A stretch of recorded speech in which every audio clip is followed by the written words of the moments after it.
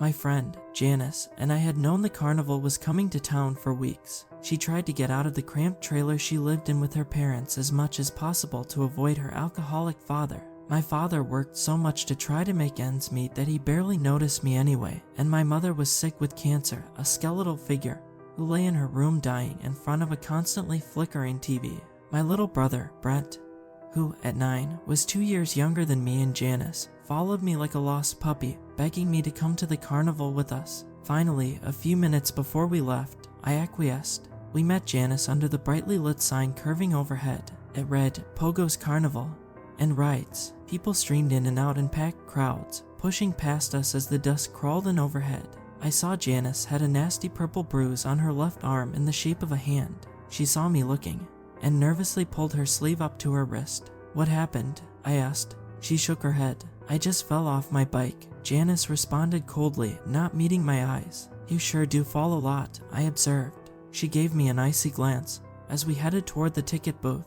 It's because girls can't ride bikes, Brent exclaimed sagely. I had saved my allowance money for weeks to be able to come to the carnival. I pulled out the wad of crumpled $1 bills from my pocket, counting them out, and handing them to the tattooed man behind the glass partition. He waved us through, and with that, we were inside.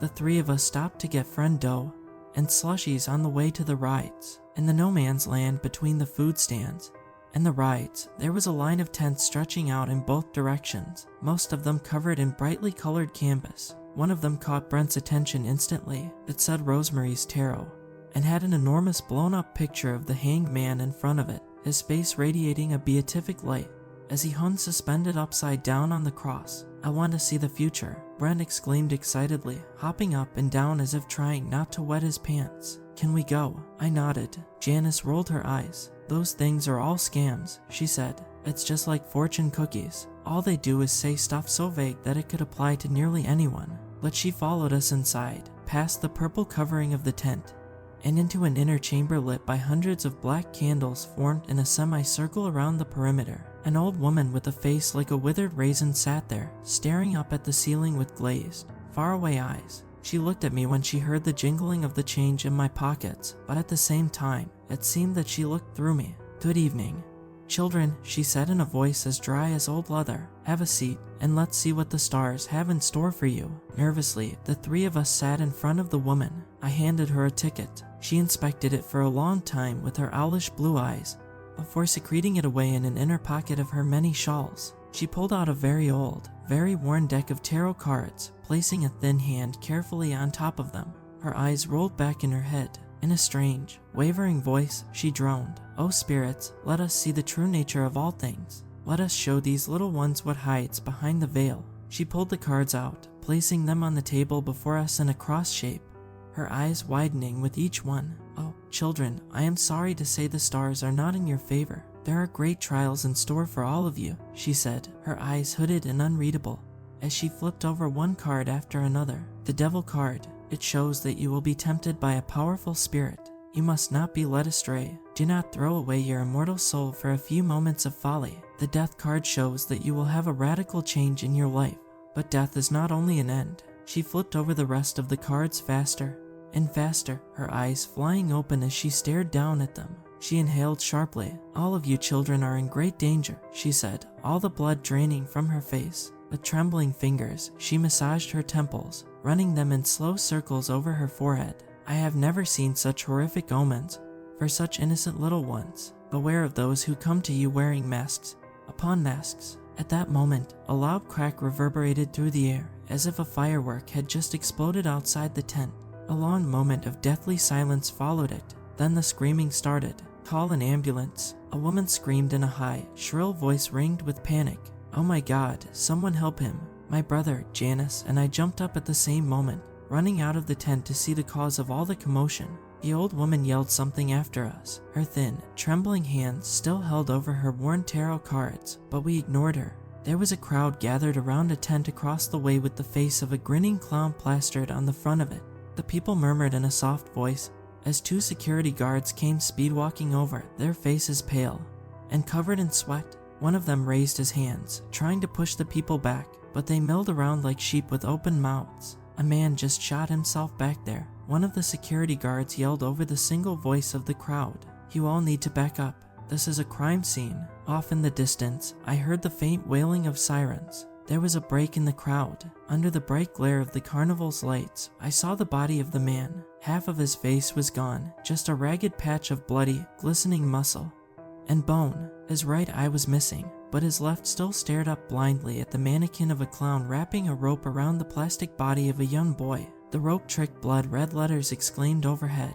I looked above the grinning face of the clown on the outside of the tent, seeing what kind of spectacle it advertised within. Pogo's serial killer memorabilia. It read, "See the original VW bug of Ted Bundy. Behold the actual rope John Wayne Gacy used to strangle his victims. Look at Lawrence Bittaker's real pliers, still covered in his victim's blood." The security guards pulled a crying woman from the tent. She looked shell-shocked, her wide, unseeing eyes sweeping over the crowd over and over. She kept muttering to herself. "He said he would bring him back, healed," she wailed in a stream of insane gibberish. "He promised." The police came in a few minutes later, pushing people aside in their rush to get to the man. I saw paramedics trailing after them.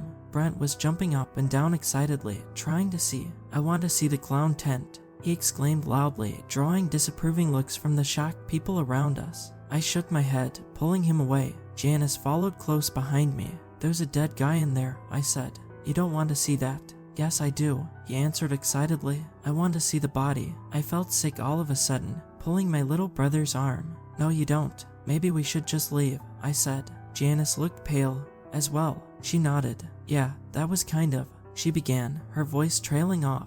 A clown stood there waving at us next to the brightly lit rides, his face a mask of red and white paint. He looked identical to the clown I had seen in that serial killer tent, the one doing the rope trick, which apparently involved strangling someone while they were bound and helpless. "All right, let's go," I said, grabbing Brent's wrist and pulling him alongside us. He whined as we left, but not about the rides. I glanced back, seeing the clown still staring eerily in our direction with a grin like a slice from a knife.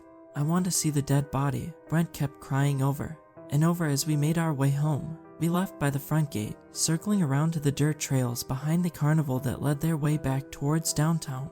Dozens of police, ambulance, and fire trucks were still assembled at the front. It was already well past dusk, but a full moon illuminated the trail in a pale, skeletal light. Janice and I were quiet, lost in thought, but Brent was still jabbering excitedly. "Wait until I tell my friends that a man killed himself at the carnival," he said. "So cool." Janice came to an abrupt stop in front of me. I looked up, shocked at what I saw. A black cat hung there. Someone had wrapped a thin, metal cord tightly around its neck, biting deeply into the flesh. Its mouth hung open, one eyelid half closed, the other staring ahead with frozen terror and agony. Its left ear looked short and ragged, as if a piece of it had been bitten off, but healed over time. I noticed its front right paw was missing as well, though this wound looked fresh. A sharp piece of ragged bone poked out through the folds of mutilated, clotted flesh. "Oh no," I whispered, feeling sick and weak staring at it. I looked over at Janice, seeing the same horror reflected on her face.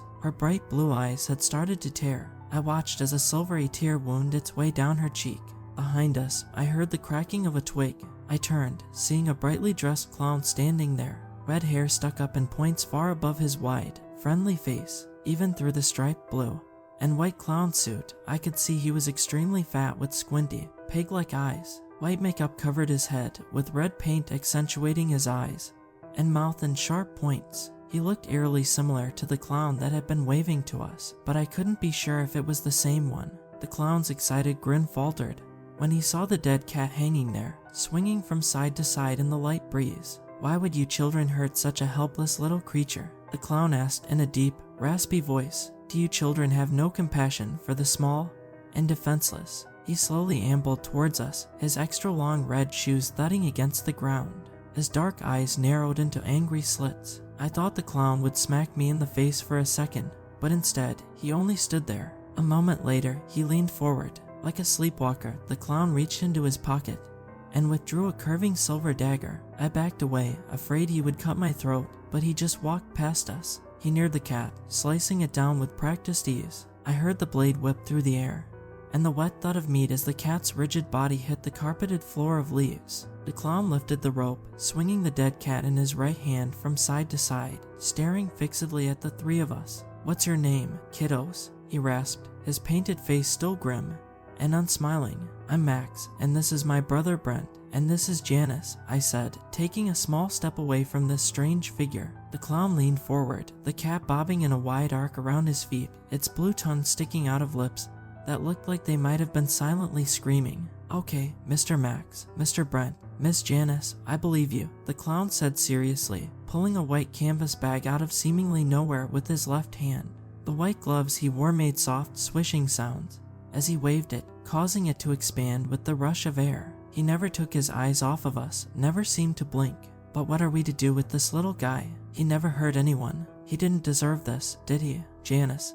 And I shook our heads in unison. Brent just stared open-mouthed at the tall clown grinning down at us. Abruptly, the clown ripped open the top of the canvas bag.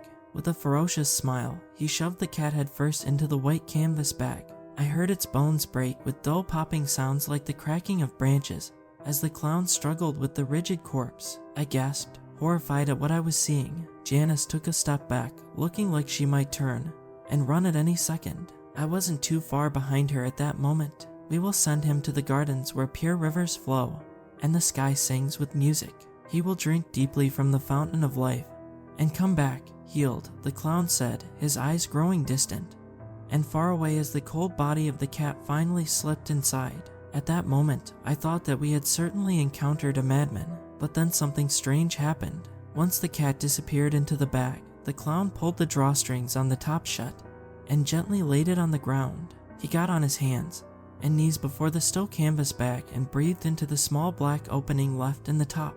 Brent nervously disappeared behind me, grabbing my wrist tightly. I watched the clown carefully. At that moment, I thought I saw something like black smoke flitting between his painted lips under the moonlit sky. Suddenly, the bag was writhing and jumping on the ground. The clown yanked open the drawstrings, and the black cat came running out, alive and filled with frenetic energy. To this day, I would swear on my life that it was the same exact cat, the one I had just seen hanging rigid and dead from a cable tied to a tree branch. It had the same white spot on its back in the same position, but now its ear and mutilated paw were healed, the flesh there looking totally unharmed and new. It gave us a terrified backwards glance, its wild, panicked eyes roaming over me and Janice and falling on the clown. As soon as the cat saw the clown, it emitted a screech of mortal terror, hissing and spitting as it disappeared into the bushes. "How did you do that?" Janice asked, open-mouthed. The clown gave a wide grin. His eyes appeared black, the irises so dark that they simply faded into the pupil. He raised a white, gloved hand above Janice's hand. I could see that it had specks of the dead cat's blood spattering its palm. "First, let me introduce myself," the clown said in a theatrical manner, swinging his white canvas bag in a circle. "I'm not only a clown, but also a magician. The magic I practice is more than just tricks and illusions. However, I tap into the source of all things." He tapped my heart as he said this. "People call me Mr. Hands." He raised his ridiculously large white gloves for emphasis, getting a small chuckle out of me. "And Brent." "Okay, Mr. Hands," Janice said skeptically, her eyes coldly scanning his face. "If that was a magic trick, how could you have possibly prepared it? Did you kill a cat and keep a replacement one in your bag?" He laughed, reaching into his canvas bag and pulling out a bouquet of black roses with sharp spikes. He got one knee, handing them with exaggerated theatrical swagger to Janice. "I am sorry you would think such a horrid thing of me," Mr. Hand said, his lips forming into an exaggerated frown. "But, Miss Janice, how would I have possibly known that a man would shoot himself in the carnival, causing you three to have to leave early and come down this exact forest path?" She scowled, her eyes narrowing. "You're right," she whispered. "How did you know a man shot himself?"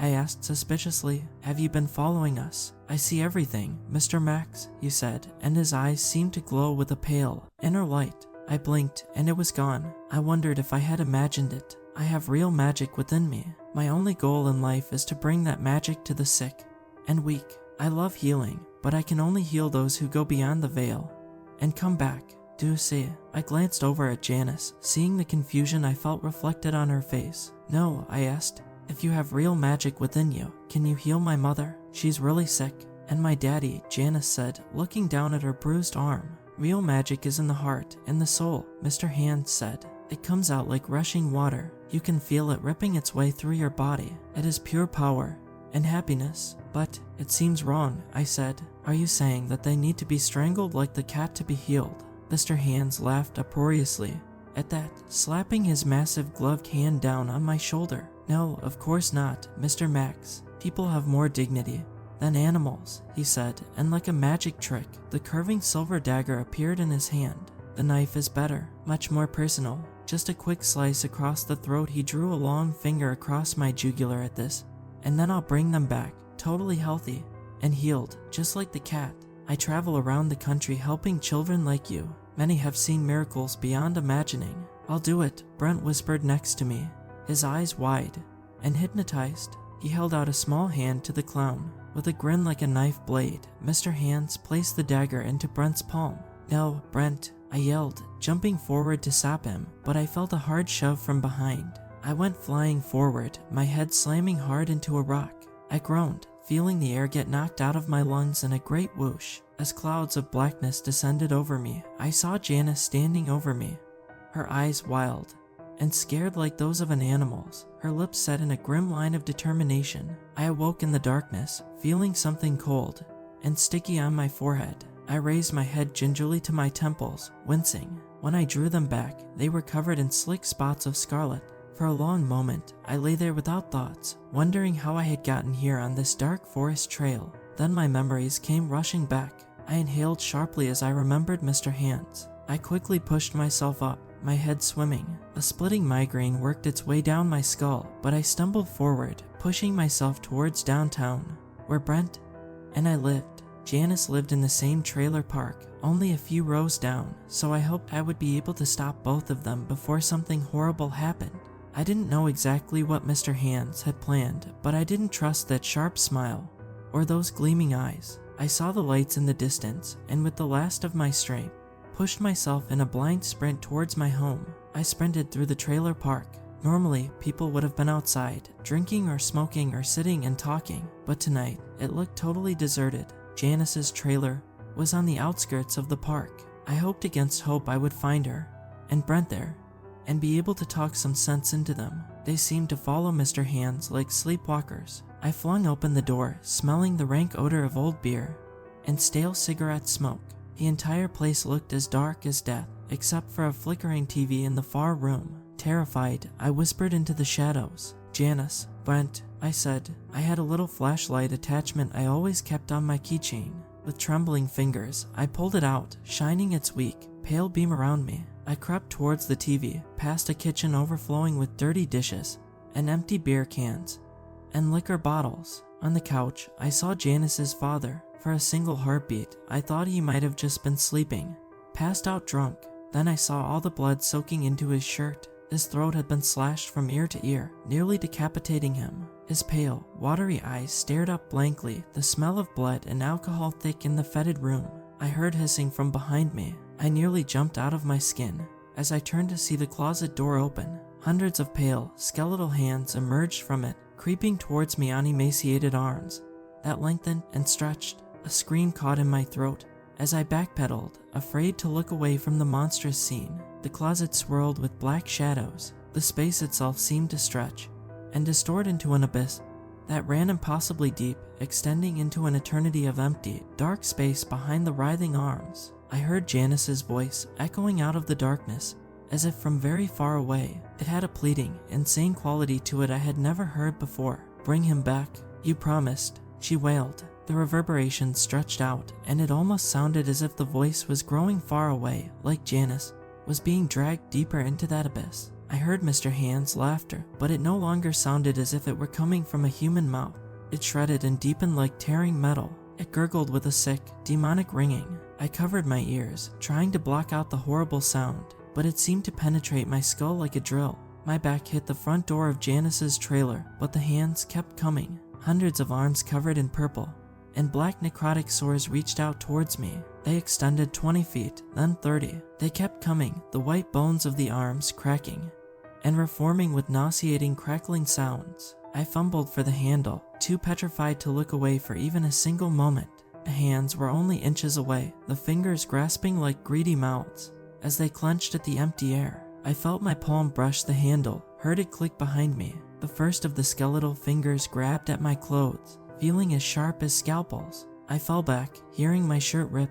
I looked down, seeing small slices all over my chest and stomach. Scrabbling away on all fours like an animal, I fled, hearing Janice's agonized screams echoing eerily off in the distance, sounding as if they came from another world. The laughter of Mr. Hands accompanied it, as lifeless and cold as a black hole. I tore through the dirt roads of the trailer park, not seeing a single person in the dark, lonely night. There wasn't a single insect chirping or bat flying overhead. The place looked as dead as the crater of a nuclear wasteland. I flung open the door to my home, hearing the distant whispering of voices. I heard Mr. Hand's grating laughter. I stopped at the kitchen sink on the way, grabbing a soiled serrated knife, its gleaming silver surface still covered in spatters of spaghetti sauce. Sprinting blindly through the trailer, I followed the sounds into my mother's room at the back. She was surrounded by machines, her body looking as sunken and starved as the victim of a death camp.